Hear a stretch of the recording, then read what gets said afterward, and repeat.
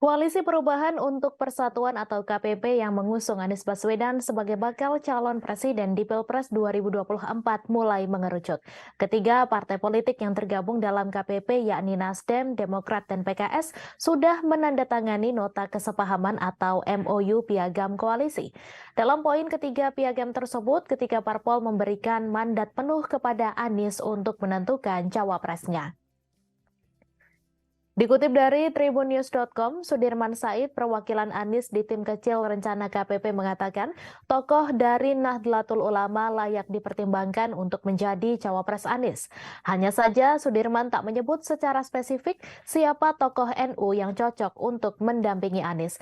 Namun sejauh ini Gubernur Jawa Timur yang juga aktivis NU, Khofifah Indar Parawansa, merupakan figur yang disebut-sebut akan mendampingi Anies.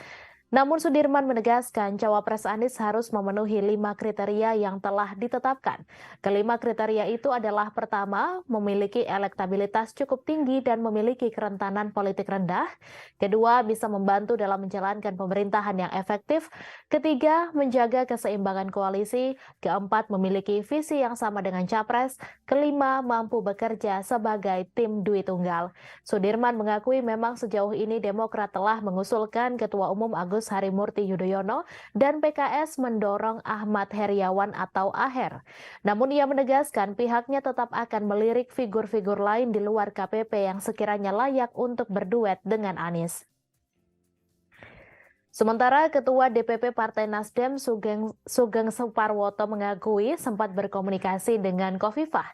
Sugeng menyebut Khofifah merupakan salah satu dari sekian tokoh yang dikomunikasikan Partai Nasdem untuk menjaring cawapres Anies. Sugeng mengatakan pihaknya akan terus-menerus berkomunikasi dengan semua pihak hingga waktunya cawapres Anies ditentukan.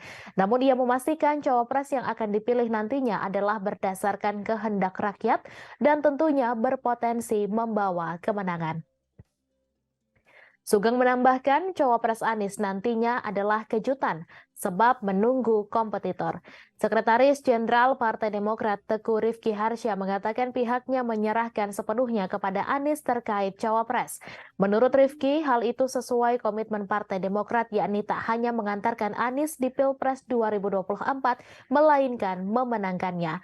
Ia pula memastikan bahwa ketiga parpol tersebut akan sepakat siapapun cawapres Anies nantinya sesuai piagam koalisi.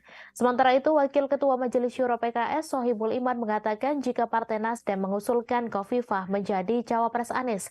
Sementara di luar itu ada juga mantan Panglima TNI Jenderal Purnawirawan Andika Perkasa dan Direktur Wahid Institute yang juga aktivis NU Yeni Wahid.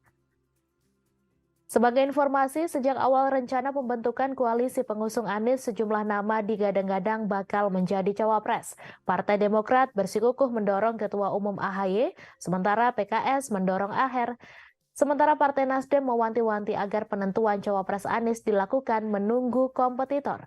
Namun sejauh ini ketiga parpol tersebut termasuk Demokrat sudah legowo menyerahkan kepada Anies.